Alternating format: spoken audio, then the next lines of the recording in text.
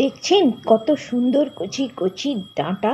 আজকে আমি এই ডাঁটারই একটি রেসিপি আপনাদেরকে বানিয়ে দেখাবো। রেসিপিটির নাম হচ্ছে আলু সজনে ডাঁটা ভাজা। নমস্কার, কেমন আছেন সবাই? আমি জলিস কিচেন অ্যান্ড স্ট্রিট ফুডে আপনাদেরকে স্বাগত জানাই। আপনারা তো সজনে ডাঁটার নানা রকমের রেসিপি খেয়েছেন, আলু সজনে ডাঁটা পোস্ত, চচ্চড়ি। একবার এই শুকনো শুকনো ভাজাটা বানিয়ে ঘরে খেয়ে দেখুন, খেতে খুবই সুস্বাদু হয়।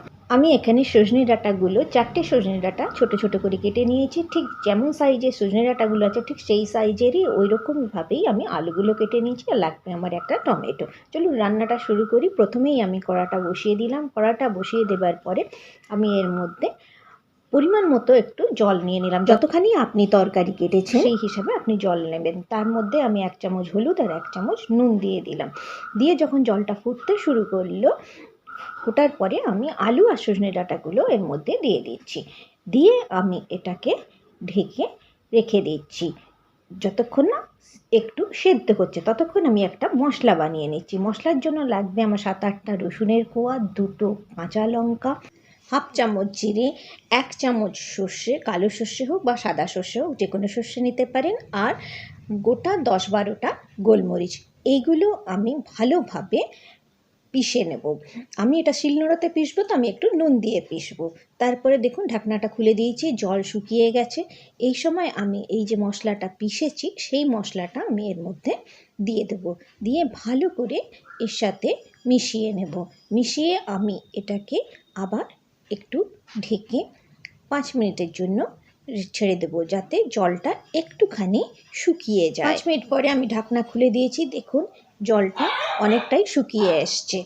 এরপরে আমি এটাকে একটা আলাদা জায়গায় নামিয়ে রেখে দেবো। তারপরে কড়াই পরিষ্কার করে আবার কড়াই চাপিয়ে দিয়েছি। দিয়ে এর মধ্যে আমি তেলটা গরম হয়ে যাবার পরে এখানে আমি হাফ চামচ 5 ফোড়ন দিয়ে দিচ্ছি। 5 ফোড়ন দিয়ে দেওয়ার পরে আমি এখানে 2টো মিডিয়াম সাইজের পেঁয়াজ কেটে রেখেছিলাম সেটা দিয়ে দিচ্ছি। তারপরে আমি পেঁয়াজটাকে একটু ভেজে নেব।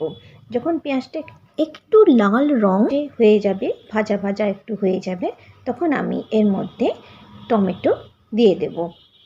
টমেটো দেবার পরে আমি এর মধ্যে 1 চামচ হলুদ আর অল্প নুন দিচ্ছি।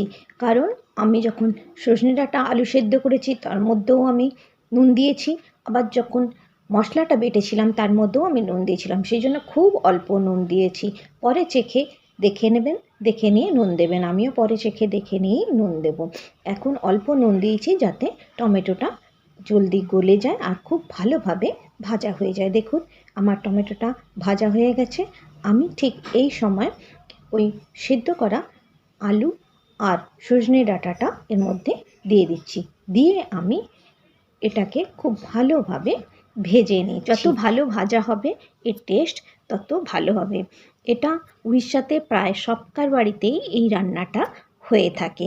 অল্প আমি এটা ঢেকে দিয়েছি। 2 মিনিট পরে আমি আবার ঢাকা খুলে আবার ভালো করে ভেজে নেব। আজকের ভিডিওটি যদি আপনাদের ভালো লেগে থাকে তো নিশ্চয়ই সাবস্ক্রাইব করবেন, লাইক করবেন আর বন্ধুদের সাথে শেয়ার নিশ্চয়ই করবেন। এই রেসিপিটা গরম ভাতের সাথে খেতে যত ভালো লাগে, আবার পান্তা ভাতের সাথে খেতে আরও ভালো লাগে। আমার আলু সজনে ডাঁটা ভাজা হয়ে গেছে। ওপর থেকে আমি ধনেপাতা ছড়িয়ে দিচ্ছি। আমি এর মধ্যে ওপর থেকে কাঁচা তেলও ছড়িয়েছি, সেটা আমি ক্যামেরা বন্ধ করতে ভুলে গেছিলাম। আপনারা এই রেসিপিটা নিশ্চয়ই ঘরে তৈরি করুন, খান, সবাইকে খাওয়ান, দেখবেন সবাই খুব ভালো বলবে। আর আমার ভিডিওটিকে সাবস্ক্রাইব করতে যেন ভুলবেন না। ভালো থাকবেন, সুস্থ থাকবেন আর সাবধানে থাকবেন।